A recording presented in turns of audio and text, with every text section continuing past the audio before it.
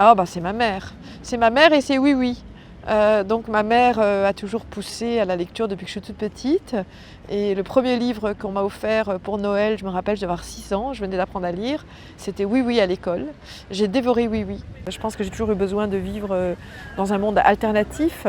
Et je dois dire qu'aujourd'hui, encore aujourd'hui, si je ne lis pas un livre qui me plaît, qui m'accroche, très vite je déprime. C'est un antidépresseur pour moi la lecture, c'est un compagnon, j'ai besoin d'être avec un livre. Et alors un livre, parfois ça peut être distrayant, parfois ça peut être un bon polar, mais quand même dans l'ensemble, pour moi c'est un livre dans lequel je sens l'intensité du vivant. Donc un livre le plus souvent littéraire, engagé, où je sens une voix, où je sens un rapport au monde. J'ai besoin de sentir que c'est vivant. Ça m'arrive avec mes livres de lire à voix haute, parce que lire à voix haute, à voix haute c'est passionnant, on voit tout de suite le mot en trop. Alors j'aime beaucoup, beaucoup ma librairie Dialogue de Brest, la librairie de Charles Kermarec. Et puis je passe mes étés sur la presqu'île de Crozon, donc j'aime bien la librairie Le Parchemin à Crozon. Voilà, ça sera mes librairies bretonnes.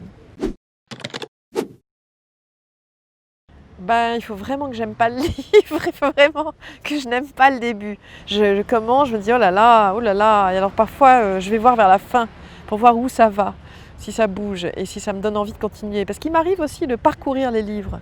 Ça, c'est pas les livres que j'aime, hein. Un livre que j'aime, tout mot doit se lire.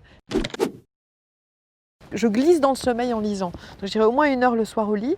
Et puis sinon, j'ai un fauteuil, un gros fauteuil à la maison, à New York, qui a le nom en anglais de womb chair, qui veut dire le fauteuil utérus.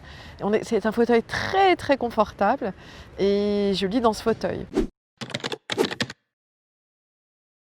Il est extrêmement corné. Dès que je m'arrête, bah voilà, il peut être corné à toutes les pages. Je lis dans le métro 2 pages et hop, je corne. Il est extrêmement gribouillé aussi, parce que très souvent j'ai besoin de prendre des notes, j'ai des idées, ou j'ai besoin de noter un truc, un numéro de téléphone. Et je me dis, ben, le livre c'est le meilleur support, un bout de papier je vais le perdre, mais le livre je vais pas le perdre. Donc je note sur la dernière page ou je note n'importe où. Et puis après je me rappelle jamais quel livre j'étais en train de lire quand j'ai noté ce numéro de téléphone. Ça c'est très casse-pied. Voilà. Bien sûr. Parfois j'aime bien les auteurs que j'aime qu'ils me dédicacent leurs livres. J'ai les livres dédicacés de Annie Ernaux, de Serge Dubrovsky, je les garde, je suis très heureuse.